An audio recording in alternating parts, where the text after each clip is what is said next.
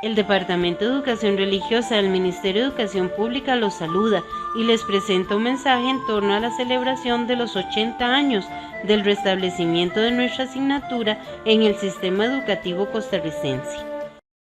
Buenos días. Un gran saludo en nombre del Departamento de Educación Religiosa, el Instituto de Desarrollo Profesional Uladislao Gámez Solano y la Dirección de Desarrollo Curricular.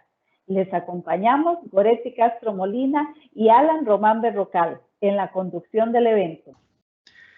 Les damos la más cordial bienvenida a todas las personas que nos acompañan en este segundo día del Congreso de Educación Religiosa bajo el lema Educación Religiosa, 80 años al servicio de la persona por una sociedad más humana y solidaria.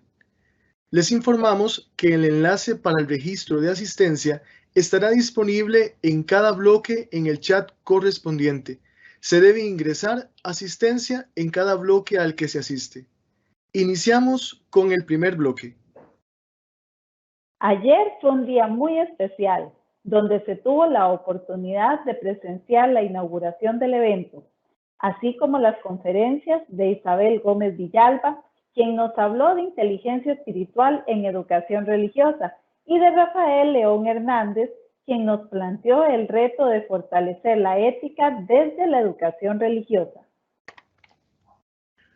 Hoy, al igual que ayer, contaremos con invitados de lujo.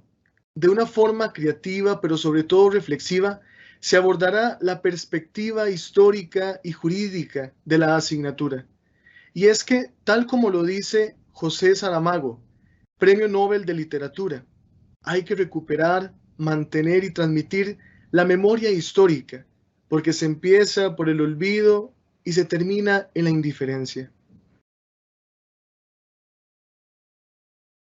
Es por eso que estarán con nosotros don Arnoldo Mora Rodríguez y don Marvin Salazar Porras, quienes nos instruirán con sus valiosas ponencias.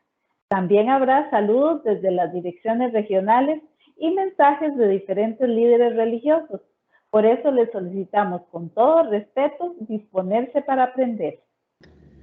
Pero antes de pasar a las ponencias, tendremos un momento de reflexión. Recibimos a Olga Badilla Huertas, asesora regional de educación religiosa de Coto, quien este día nos compartirá la oración. Adelante, compañera.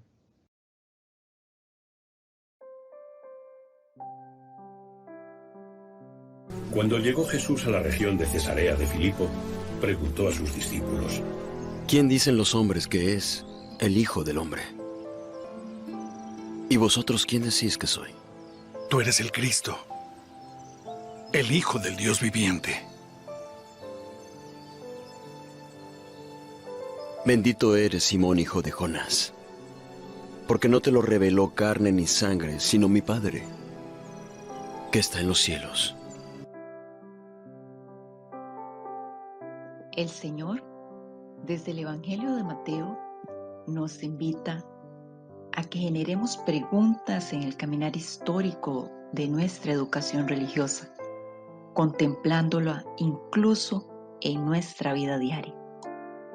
Nos recuerda a su vez que pueden existir grandes interrogantes, que incluso podemos considerarlas problemas en un accionar histórico, que puede contemplarla ella misma. Pero lo valioso es reconocer la interrogante en forma personal. ¿Y nosotros?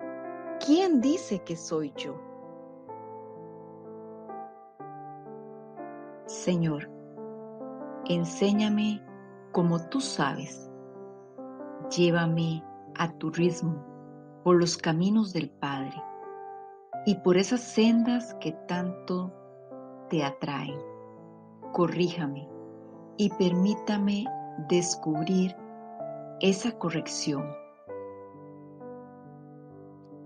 Vuélvame a explicar tus proyectos. Y cuando haga de tu causa mi causa, cuando ya no busque salvarme, sino perderme en tu voluntad, Señor, pregúntame de nuevo. ¿Y tú? ¿Quién dice que soy yo? ¿quién eres tú? Tan pobre al nacer, que mueres en cruz. Tú das pan al ladrón, inquietas al fiel, pero digas perdón. Siendo creador, me quieres a mí, que soy pecador. Muchas gracias, Olga, por tan emotiva reflexión. En educación religiosa contamos con muchos docentes con grandes dones y carismas. Y es un gran orgullo ver cuando han decidido utilizarlos al servicio de la asignatura y la educación en general. Pues bien, vamos a observar un video elaborado por Marvin Barquero, asesor de educación religiosa de San José Norte, en colaboración con estudiantes de la Universidad Latina, donde de manera creativa nos acercarán a la perspectiva histórica de la educación religiosa.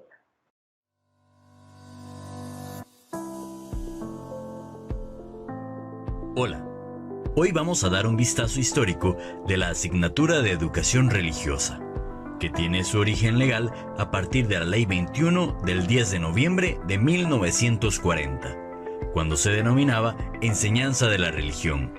Para eso, vamos a recorrer brevemente los periodos que tuvimos que pasar para llegar hasta acá. En Costa Rica, desde hace aproximadamente 10.000 años antes de la era cristiana, se presentaron los primeros fenómenos religiosos. La región del Pacífico Norte, por influencia mesoamericana, donde existían sacerdotes con oficios religiosos y funerarios, región de influencia suramericana, en la que se menciona en la organización social la figura del chamán y la presencia del cibú, dios principal en las creencias religiosas propias de su cosmovisión, que se transmitían de generación en generación. Desde entonces se evidencia como antecedente religioso propio de la cultura.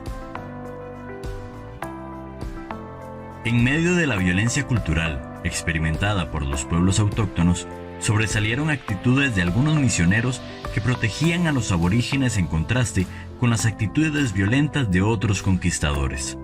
Además, para comunicarse con los habitantes originales, varios misioneros estudiaron la lengua con el fin de transmitir la doctrina como conjunto de creencias de la Iglesia Católica. Así se inician procesos educativos por parte de la Iglesia para instruir en fe cristiana. En 1853 se inaugura la primera universidad de Costa Rica, llamada Universidad Pontificia de Santo Tomás, y debemos reconocer que en este tiempo juega un papel súper importante el obispo Monseñor Anselmo Llorente Lafuente, en favor de la educación costarricense. En el país se empieza a dar un intercambio comercial con otros países, como Inglaterra, de donde procede William Le Saux, en el año 1844. Así, empieza la llegada a Costa Rica de personas que profesan otros credos cristianos. Por eso es que en 1864 se establece la primera iglesia episcopal. También llegaron a nuestro país congregaciones religiosas y estas crearon los primeros colegios católicos, entre ellos los jesuitas de 1876 y las Hermanas de Sion en 1879, solicitadas por el presidente Tomás Guardia. Entre los años 1880 y 1940 empezó en Costa Rica un periodo liberal donde se desarrolló un sentimiento anticlerical, mejor dicho, contra la Iglesia Católica. Como consecuencia de este periodo, se clausuró la Universidad Santo Tomás, se expulsó al obispo Bernardo Thiel y se expulsaron a los padres jesuitas y particularmente se eliminó la enseñanza religiosa en los centros educativos. De igual forma, llegaron a Costa Rica las poblaciones afrodescendientes y asiáticas, que con sus aportes culturales, económicos, religiosos, su cosmovisión y muchos otros más han enriquecido la idiosincrasia costarricense. En las primeras décadas del siglo XX, mientras se discutía volver a establecer la enseñanza religiosa, llegan a nuestro país distintos grupos musulmanes y judíos, que enriquecen con sus culturas la sociedad costarricense. Es así que en 1940, en medio de la reforma social liderada por el presidente Rafael Ángel Calderón Guardia, por el líder del partido Vanguardia Popular, Manuel Mora, y el arzobispo Víctor Manuel Sanabria, se establece para todas las personas la enseñanza de la religión, respetando la libertad de pensamiento para enriquecer la formación integral del estudiantado costarricense. Con la firma de la Ley 21 del 10 de noviembre de 1940, se reconoce el derecho de la persona a la educación y a la vivencia religiosa, respetando la opción de no recibir dicha asignatura. Por una actitud visionaria de Monseñor Víctor Manuel Sanabria, la ley no menciona explícitamente que dicha asignatura sea específica para la población católica, sino para todas las personas de buena voluntad que así lo deseen. Ante la eventualidad de la nueva asignatura, el Estado solicita la colaboración de la Iglesia Católica con el aporte de los programas de estudio. Dichos programas fueron los mismos utilizados en la catequesis parroquial de la Iglesia. Además, se crea en 1941 la Jefatura Técnica de Religión y se inicia a impartir la asignatura en todos los centros educativos del país. Por las mismas razones, las primeras personas docentes de educación religiosa en primaria fueron catequistas formados en el Instituto Pedagógico de Religión. Y para secundaria, se solicitó la colaboración de algunos sacerdotes católicos. De ahí que hay que agradecer a la Iglesia Católica el apoyo que brindó en sus orígenes a la educación religiosa. La Ley 181, conocida como el Código de Educación, determina que cada grado o sección de las escuelas sin excepción recibirán 2 horas lectivas semanales de la enseñanza de la religión y además recuerda la opción de no recibir la asignatura previo a la Declaración de los Derechos Humanos de 1948. Con el gobierno de la Segunda República se creó la Asesoría Técnica de Religión como órgano administrativo de dicha asignatura. En 1957 se establece la Ley 2160, conocida como Ley Fundamental de Educación, donde se expresan los fines de la educación costarricense, resaltando la formación plena, conservar y ampliar la herencia cultural y fomentar los valores éticos, estéticos y religiosos. Por lo tanto, la educación religiosa enriquece la formación integral con los valores universales y los principios cristianos dentro de una sana convivencia democrática. En la década de los 60, con las transformaciones sociales y culturales, la enseñanza de la religión evoluciona a educación religiosa, tal como plantea la Convención Interamericana de Derechos Humanos, específicamente el Pacto de San José, en 1969, donde se menciona el derecho a recibir educación religiosa. Por lo antes expuesto, para clarificar la diferencia de la enseñanza de la religión, los programas de estudio se denominan como educación religiosa, enfatizando la relación de la fe con la cultura y las creencias con las ciencias. Por eso, a partir de 1975, con el Decreto Ejecutivo 5690-E, firmado por el presidente Daniel Oduber y el ministro de Educación Fernando Bolio, se oficializa el cambio de nombre de la asignatura como Educación Religiosa. Durante esta gestión participa Monseñor Antonio Troyo como jefe de asesoría de Educación Religiosa. Finalmente, con el Decreto Ejecutivo número 1359-E del presidente licenciado Rodrigo Alberto Carazo Odio y la ministra de Educación, la licenciada María Eugenia Dengo Obregón, se establecen las funciones del Departamento de Educación Religiosa como ente del Ministerio de Educación Pública para el desarrollo curricular de dicha asignatura. Cabe resaltar que en los últimos años de la educación religiosa, en medio de tensiones y de crisis, se ha enriquecido la asignatura con la colaboración ecuménica, por ejemplo, con las Sociedades Bíblicas Unidas y el proyecto Jesús para los Niños. Además, dentro de las capacitaciones y acciones del Departamento de Educación Religiosa, se han promovido encuentros interculturales entre el cristianismo y la espiritualidad de los pueblos originarios. También se han realizado encuentros con comunidades no cristianas, como el judaísmo y el islamismo, para fomentar la sana convivencia y el diálogo interreligioso e intercultural. Recordemos que la educación religiosa durante 80 años, y esperamos muchos más, pretende la sana convivencia en una cultura de paz, respetando la identidad religiosa en el marco de la diversidad cultural, como parte de la nueva ciudadanía mundial, la civilización del amor. Nuestro país necesita que las nuevas generaciones desarrollen habilidades sociales y trascendentes que les llenen de esperanza, de fe, de alegría y de amor en un mundo mejor.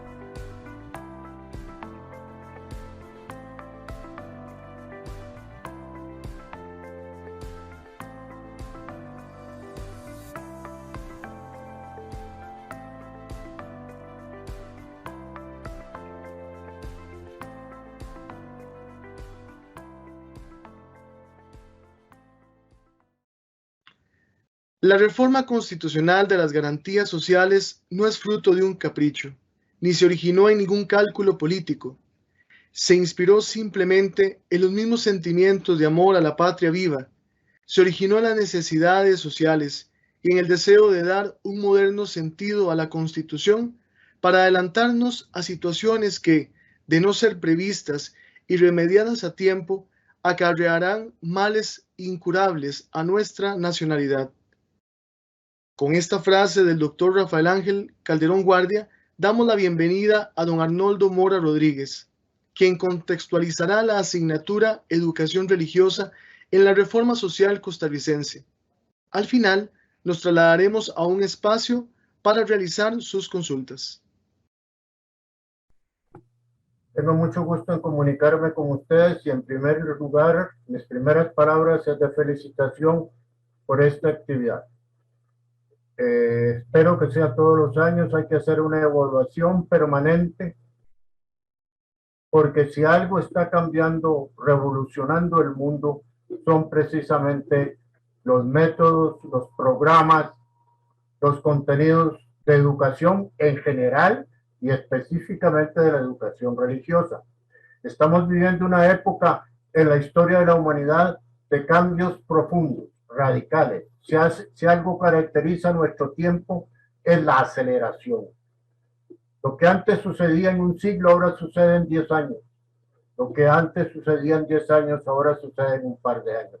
En todos los campos. En el campo de la política, en el campo de la cultura, en el campo de las artes, en el campo de la ciencia y, por supuesto, en el campo de las visiones religiosas del mundo. Estamos viviendo una época en la cual el fin de la cultura occidental llega a su término después de 25 siglos de hegemonía. No es que la cultura occidental desaparece, al contrario, sino que se ha hecho universal. Lo que desaparece ahora es la hegemonía, el poder. Ahora entramos en una época en que la humanidad como humanidad adquiere conciencia de sí misma. Todos los grandes problemas que vivimos en el mundo de hoy son problemas que afectan a la humanidad, no solamente en su condición actual, sino lo que es más grave y más serio en su futuro. En otras palabras, el peligro de la sobrevivencia de la especie humana es el tema central.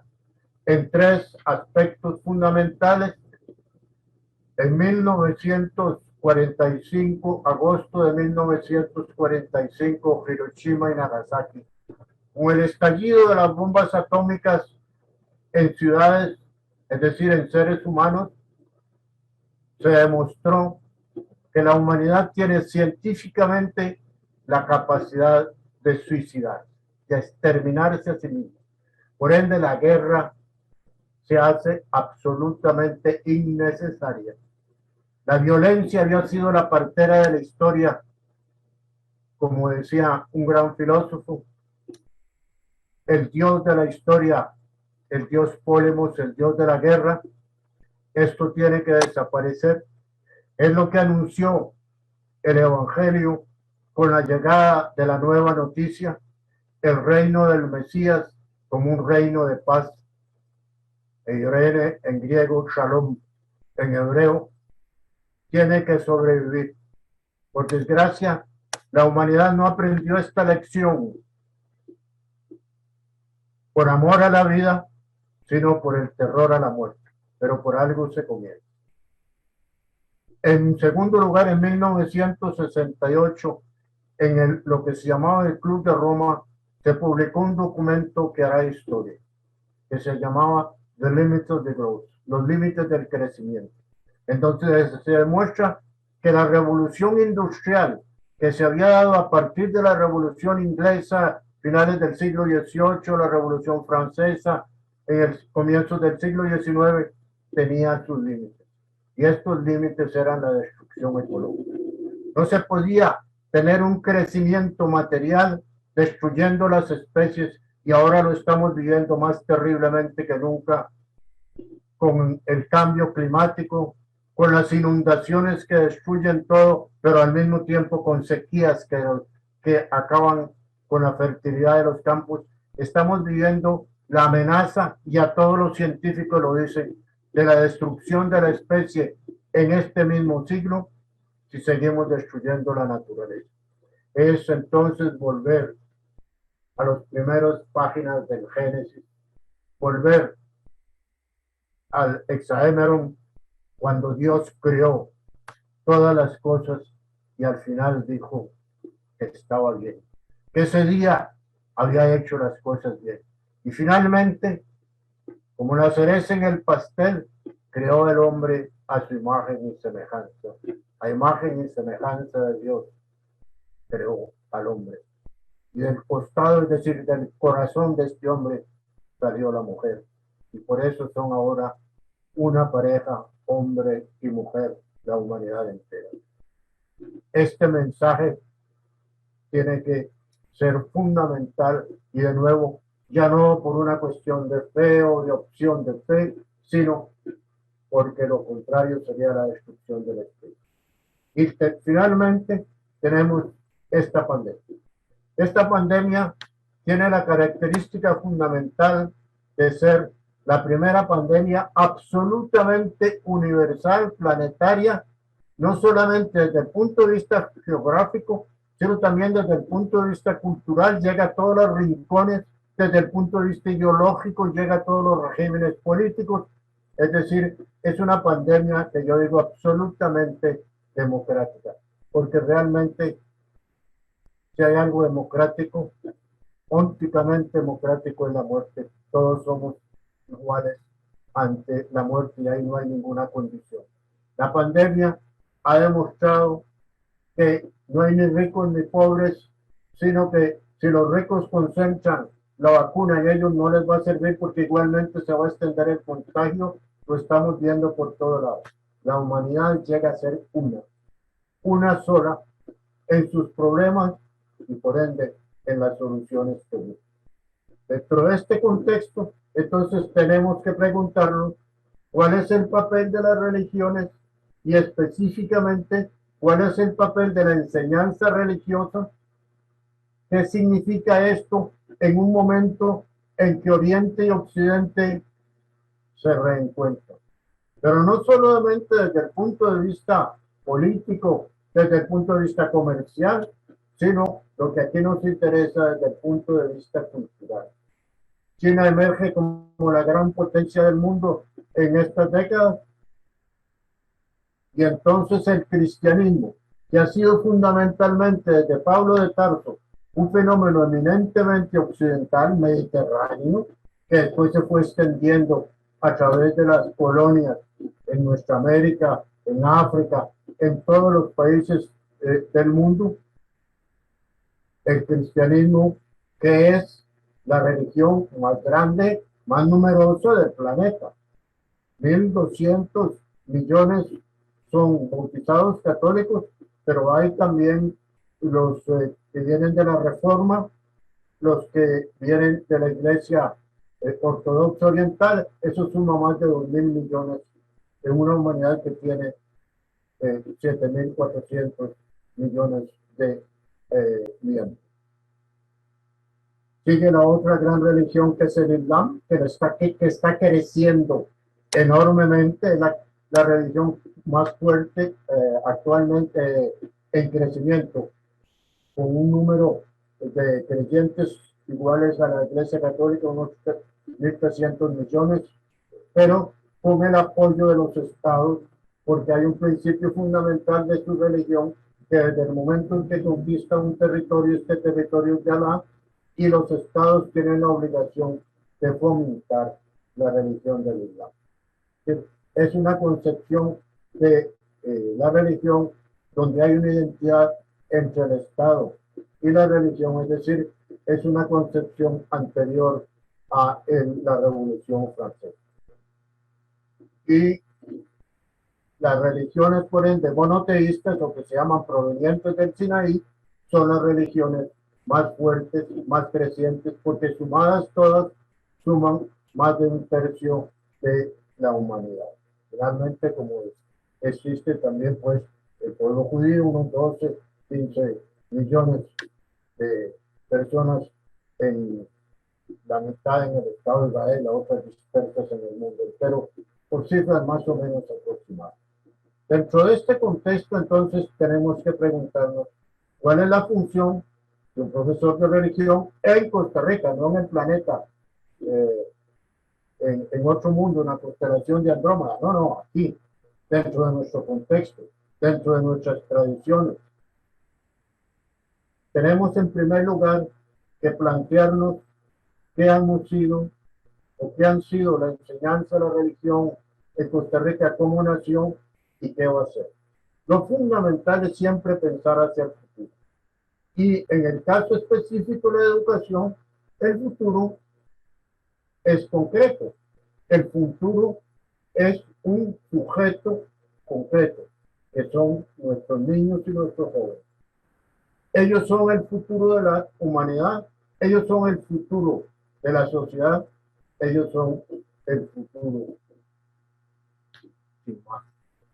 Nosotros, por ende, tenemos la enorme responsabilidad, el educador, de formar, de dejar una huella, de marcar un rumbo, de dar una visión de mundo, una escala de valores, una manera de asumir la vida y la sociedad en jóvenes frente a los cuales se presenta un porvenir, un futuro absolutamente incierto.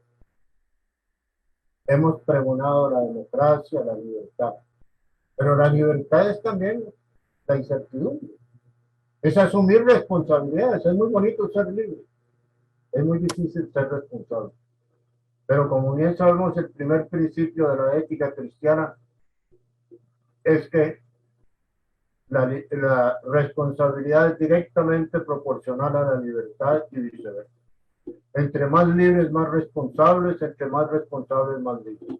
Es lo que llamamos una ética de la responsabilidad. Y si bien la racionalidad del mundo hoy en día se debe a los griegos, la legalidad, digamos, el Estado, se debe a los romanos; los valores éticos se deben a la tradición judeo-cristiana. Es dentro de este bagaje, dentro de este contexto, que debemos preguntarnos la pregunta fundamental: ¿y ahora qué hacer? No estamos en el siglo XX. Hace 80 años se hizo oficial la enseñanza de la religión católica en las escuelas y colegios públicos. Pero 80 años es mucho tiempo, es casi un siglo. Mucha agua ha corrido debajo del puente. Hoy en día estamos no solamente en el siglo XXI, sino en un nuevo milenio. El tercer milenio de la cristiandad. El primer milenio fue de la consolidación del cristianismo en el mundo del Mediterráneo. El segundo milenio, a partir de las cruzadas 1087, se inicia la expansión centralizada en el papado romano. Se inicia la expansión del cristianismo más allá de la cuenca del Mediterráneo, sobre todo con la llegada de Colón a América, y después se expande al mundo entero, y hoy en día ha llegado a su límite. La humanidad ha tomado conciencia de Magallanes. El mundo es redondo y por ende el mundo es finito. Dentro de este contexto surge entonces la pregunta: ¿por qué es que estamos enseñando religión en las escuelas y colegios si en otros países no se hace? ¿Qué es lo que hay que hacer? ¿Cómo han cambiado las cosas? Primero fue una enseñanza de la religión fundamentalmente católica, es decir, confesional. Ahora, con el pronunciamiento de Sara Cuarta, es mucho más abierto, mucho más ecuménico, cosa que corresponde exactamente a lo que preconiza el Concilio Vaticano II, que es el primer concilio no dogmático, sino pastoral. No preguntarnos qué es la revelación, sino cómo transmitir el mensaje. Evangelio, es decir, buena noticia, transmisión de noticias. Y bien sabemos que la más grande revolución científico-tecnológica que estamos viviendo hoy en día es la información. Tan es así que yo estoy usando la tecnología más avanzada para comunicarme con ustedes. No necesito de la presencia física. Y así nos podemos comunicar con el último rincón del planeta Tierra sin movernos del escritorio de donde estamos sentados. Esta gran revolución de la tecnología no solamente es algo que nos afecta de la piel para afuera. Los niños y jóvenes crecieron en ese contexto. Por eso tenemos una infancia y una juventud distinta a lo que son los hombres y mujeres que, como yo digo, en el año 2000, cuando comenzó el tercer milenio, tenían 25 o 30 años. Nosotros fuimos formados en el siglo XX, pero estos niños y estos jóvenes no conocen el siglo XX sino como una cosa del hombre de Cromañón, del pasado. Ellos son hijos de la televisión, hijos de las redes sociales, hijos de Internet.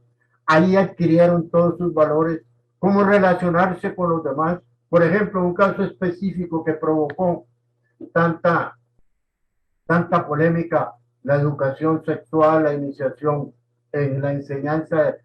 Bueno, los muchachos y los niños cogen un celular y ahí ven todo lo que quieran. Pero ya el mundo de valores no lo dan los padres, no lo da la escuela, menos las iglesias, lo dan los medios de comunicación. Los medios de comunicación no son solamente un medio para transmitir, es también una forma de formar y de deformar, de incrustar, de introducir valores, de dar visiones de mundo. Esta es la juventud que tenemos delante. Frente a esto, entonces debemos preguntarnos, venimos de una tradición dogmática. ¿Qué es una tradición dogmática? Hay una verdad que se posee arriba desde las jerarquías y esa verdad se transmite. El de abajo es ignorante, es carente de todo y entonces lo que tiene que hacer es aprender de arriba, porque de arriba le viene la verdad. Y ahora esa concepción terminó. Como bien sabemos, todos los que hemos leído Paulo Freire nos enseña la nueva concepción humanística de la enseñanza. La enseñanza no es solo transmitir un conocimiento, es formar una escuela integral de valores, es formar una visión de mundo, una concepción integral de la vida que va a marcar la infancia y la juventud para siempre. Además, las expectativas de vida aumentan. El crecimiento demográfico no se da por el crecimiento en parte, sino por la longevidad. En el año 1900 la humanidad tenía 1.600, 1.700 millones. En el año 2000, cuando comenzamos el siglo XXI y el tercer milenio, la humanidad se acercaba a los 7.000 millones, menos 6.800 por ahí. Hoy tiene 7.400 millones. Ha habido un cambio. ¿A qué se debe esto? Se debe fundamentalmente a la medicina preventiva. Las Costa Rica también, la expectativa de vida en el año 1900 no llegaba a 37, 36 años. Es alguien que nacía, tenía como esperanza de vida 36 años, actualmente son 80, 81 años. Este es un cambio profundo. Jamás en la historia de la especie sapiens, que tiene 60.000 o 100.000 años, se había dado ese cambio. Eso se debe a un cambio en la concepción de la salud. Ya la medicina no es solo para curar la enfermedad, sino para prevenir. Es lo que llamamos medicina preventiva. Mientras tanto, en Costa Rica se dieron cambios radicales, más profundos. Y a eso voy, cómo nació la educación religiosa. Nació con las grandes reformas sociales de los 40. El doctor Calderón Guardia llega a ser presidente de la República por primera vez en 1940, por primera vez un presidente católico, después de las luchas con los liberales a finales de las últimas décadas del siglo XIX. Hace una alianza con Monseñor Sanabria, que era obispo de Alajuela en el 38 y en el 40 es nombrado arzobispo de San José. Y dentro de este contexto se hacen las reformas sociales en alianza con don Manuel Mora y el Partido Comunista, alianza inverosímil, extraordinaria, que marca toda una época, no solo en Costa Rica, sino en el mundo entero. Las más profundas reformas sociales de nuestro país que crean el Estado Social de Derecho. El Estado de Derecho lo habían creado la generación del Olimpo, don Cleto, don Ricardo, que eran anticlericales, pero esta se hace junto con la Iglesia, debido a que un hombre visionario, que es el padre del catolicismo en el siglo XX, Bernardo Augusto Til, y su carta pastoral de septiembre de 1893 del Justo Salario. Sanabria también se inspira, porque era un gran historiador, sigue siendo el más grande historiador de la Iglesia de Costa Rica, en estas ideas. Y por eso en 1945, en el documento más importante de Sanabria, y uno de los documentos más importantes de la historia de la Iglesia, que es el discurso que Sanabria le hace al clero en 1945, cuando un sector conservador decía que Sanabria era comunista y que la Iglesia se había hecho comunista, y Sanabria dice, la Iglesia no es ni derecha ni de izquierda, y hace con el dedo hacia arriba, susu, hacia arriba. La Iglesia siempre está con la justicia. Como la justicia, en la gran mayoría de los casos, está con el pueblo, la Iglesia en la mayoría de los casos está con el pueblo. Así nace y se establece entonces una alianza que el doctor compensa, estableciendo la enseñanza de la religión, y los profesores de religión, sean laicos o sacerdotes, remunerados por el Estado como maestros y profesores.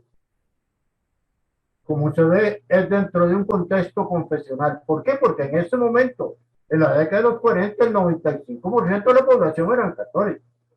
Eso ha cambiado radicalmente. Hoy en día la Iglesia, los que se confiesan católicos, llegan a un 50 o poco más por ciento, los evangélicos son 20 a un 25%, y estamos viviendo la más profunda revolución desde el punto de vista ideológico. Y se está forjando una sociedad laica, no solamente en Costa Rica, sino en el mundo occidental completo. Yo no digo en el mundo musulmán, porque en el mundo musulmán, como les digo, la religión es cada día más, por lo menos es muy, muy, muy fuerte. No se puede hablar que se esté dando un proceso de laicización ahí, por lo menos no generalizado. Puede ser que en unos países sí, en otros no, más o menos, pero Occidente se laiciza. Es decir, ¿qué significa laicizar? Significa que la religión deja de ser una cultura y se convierte en un conjunto de convicciones personales. Eso no quiere decir que el hombre no sea un animal religioso. El hombre es un animal religioso y cuando no tiene una religión, como la entendemos, se buscará otros dioses. En Argentina los fanáticos hicieron de Maradona una iglesia. ¿Sí? Otros se hacen fanáticos de las estrellas del rock o qué sé yo, o algunos científicos que convierten su vida y su ciencia en una religión, independientemente de que el método científico no sea religioso. Es decir, estamos delante de una juventud que cada vez más será laica, donde los valores religiosos no sean necesariamente los valores fundamentales. Entonces, ¿qué hacer frente a ello? En primer lugar, iniciar un diálogo. Ya no se puede imponer de arriba para abajo. Ya no se puede hacer una concepción dogmática. Es necesario comprender, penetrar, meterse en el pellejo de los jóvenes, entender su mundo, dejar que se expresen y hacerlos entender desde dentro la necesidad de valores, no solamente desde el punto de vista de la justicia social, no solamente desde el punto de vista de la ética, porque así nació la enseñanza de la religión en los colegios, con las reformas sociales, con el Estado social, con la alianza de Calderón Guardia, el Estado, Monseñor Sanabria, la Iglesia, y Manuel Mora, el movimiento de los trabajadores organizados. Se requiere, por ende, una visión ecuménica abierta, una relectura de la Biblia no fundamentalista, inspirada en los métodos científicos de la crítica histórica y de la crítica lingüística y hermenéutica. O sea, exégesis significa la interpretación del texto y hermenéutica significa retraer el sentido del texto al momento actual. Eso es lo que se llama teología pastoral. Hoy en día la pastoral es la rama de la teología más importante, como lo demostró el Concilio Vaticano II. Demostrar ese papel. Ahora, ¿qué ha sido la iglesia? Y con eso voy terminando. ¿Qué ha sido la iglesia en Costa Rica? Ha sido parte fundamental de nuestra identidad. Pero esta identidad tiene que ser pensada de manera amplia. La Virgen de los Ángeles es una estatuita que antes creíamos era un indígena que amamantaba a una muchachita de 14, 15 años. Pensemos que para los pueblos primitivos la virginidad no tiene sentido. Lo fundamental de la mujer es dar a luz, ser madre. Hoy en día se ha estudiado un poco los rasgos esculturales de la Virgen de los Ángeles y tiene rasgos también negroides. Es decir, es símbolo y expresión de la identidad cultural, pluricultural, pluriétnica y más allá de toda diferencia social. Debemos, por ende, luchar por una visión de mundo que nos integre en los valores verdaderamente democráticos, es decir, sociales, de justicia social, de igualdad ante la ley. Poner a los jóvenes a discutir de esos temas. Cuando se trata el tema de la sexualidad, ponerlos a discutir sobre eso. Cuando se trata de temas de la política hay que tocar, la política es fundamental. Entonces, tener una concepción no partidaria, sino patriótica. Una concepción de la política como defensa del bien común. Los documentos de los papas actuales son extremadamente importantes. Con los jóvenes de otras religiones o ninguna religión, cada vez más se va a encontrar muchachos, sobre todo al final de la secundaria, que son absolutamente agnósticos o que no les importa las religiones de nada. Entonces, hacerlos ver y sentir la necesidad de tener una espiritualidad. Si algo, y en eso estoy insistiendo cada vez más, si algo es importante en el encuentro entre Oriente y Occidente actualmente, es que Oriente tiene una gran tradición de espiritualidad. Al fin y al cabo, las grandes místicas, el budismo, el retirarse del mundo, los monjes que contemplan, eso no existía en el Antiguo Testamento. Eso se introduce en Occidente después después de la cultura helenística con Alejandro el Grande. Eso es fundamentalmente de la India. La India es el gran pueblo místico por excelencia. La ética del funcionario público, la ética como norma de sabiduría de la vida, es de los chinos, de Confucio, Lao Tse, Mencio. Es decir, estamos viviendo en un mundo donde Occidente tiene que impregnarse también de valores. Los jóvenes tienen que entender que el solo desarrollo científico-técnico es importante, pero nos da poder, y todo poder debe ser controlado.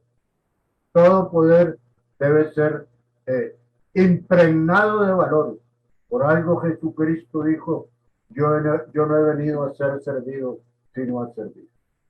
Es decir, tenemos que crear en las clases de religión espacios de reflexión, espacios de libertad, espacios de diálogo, espacios de convivencia. Es lo que el primer texto que para mí, cuando digo comenzar a leer la Biblia, comenzar por los Hechos de los Apóstoles. No es una lectura individual, sino una lectura colectiva. Formar coinonía, formar comunidad, sentirnos los hermanos los unos de los otros. Hacer que si la naturaleza nos hizo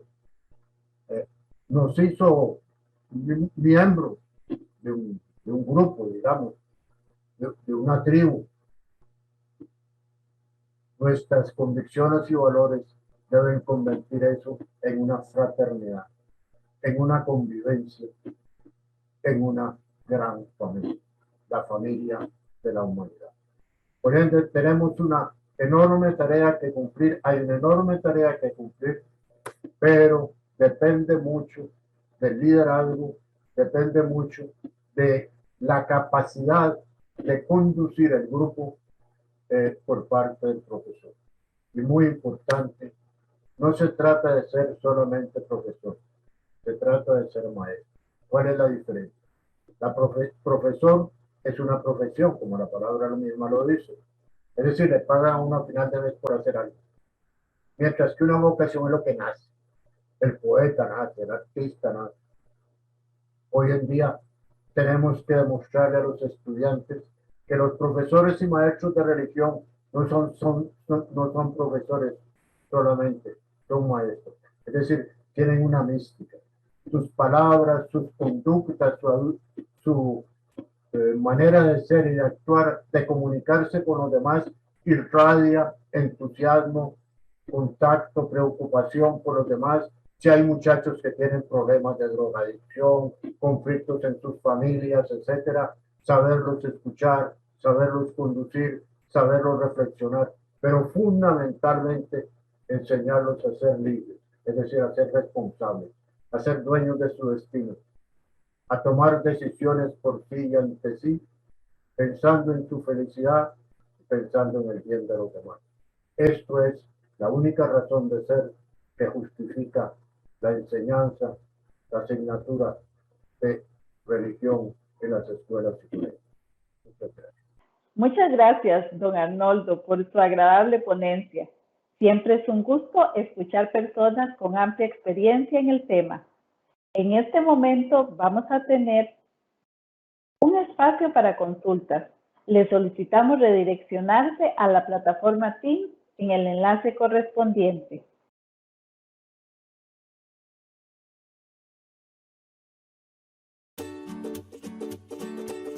Les informamos que el enlace para el registro de asistencia estará disponible en la página web del Congreso y en cada uno de los bloques de las actividades diarias.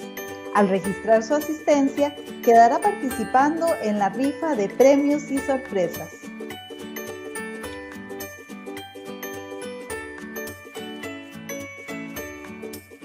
El Departamento de Educación Religiosa del Ministerio de Educación Pública les da las gracias por su participación.